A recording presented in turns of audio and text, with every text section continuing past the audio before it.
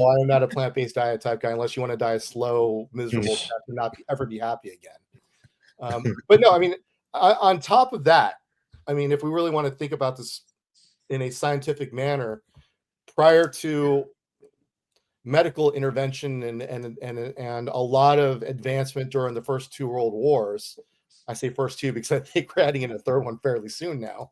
Um, the average lifespan in the United States was 47 years. So all three of us would be past our expected lifespan right now.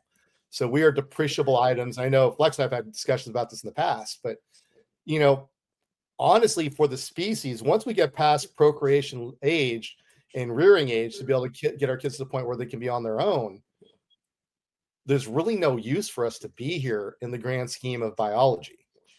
You know, you take out art and entertainments and buildings and all that kind of stuff, it really doesn't matter because we've only been here a couple 100,000 years, as opposed to if I see a cockroach running down the road one day, that species has been here for millions of years.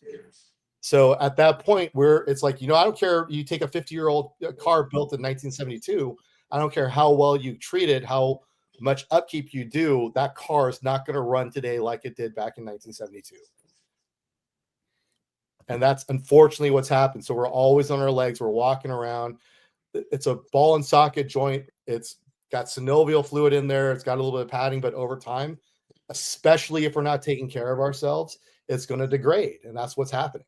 So everything I'm reading and seeing is just says point blank that if you want to have a reasonable chance to have a healthy, above average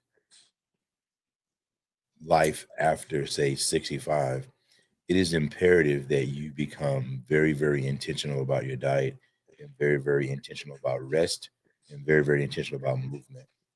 I'd say also stress, control your stress. Yeah, and stress. I mean, and Frex said this a few weeks ago.